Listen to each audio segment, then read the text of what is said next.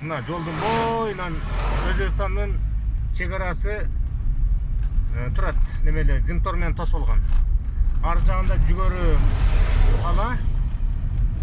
Бер жагы машина жол, биздин жол. Ушул кантип болсун эле?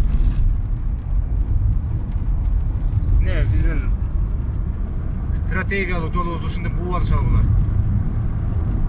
Тоба болду. Бул стратегиялык жолдар. Ош Бишкек жолу.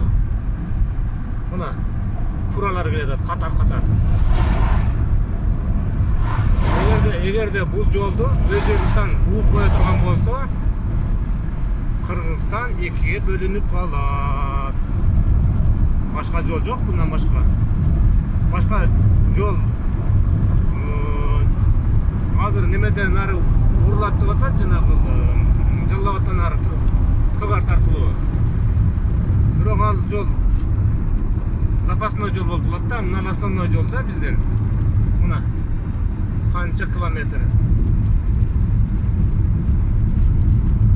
Мына ар жагында жүгөрү бая жүгөрү эмне да ошо Өзбекстандын дыйкандары иштеп атат.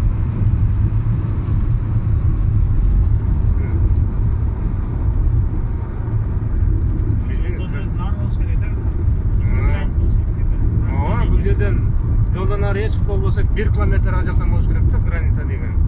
А булар болсо баягы спорный жерди тосуп алышкан. Бул тактал эле жер болчу. Буну тосуп алышкан Өзбекстан.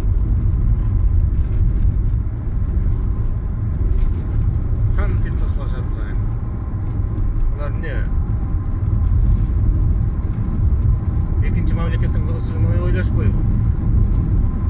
Вот. Мына биздин Ош Бишкек жолу. Бишкек Ош. Мына Өзбекстандын заборлору. Мына Кыргызстан. Өзбекстан. Кыргызстан. Өзбекстан. Ушу кантип болсун? Бул маселени ким чечет? Мен чечемби? Бул маселени мен чече албайм. Бул маселени жогорку кызматташ деген бийлик органдары чечет.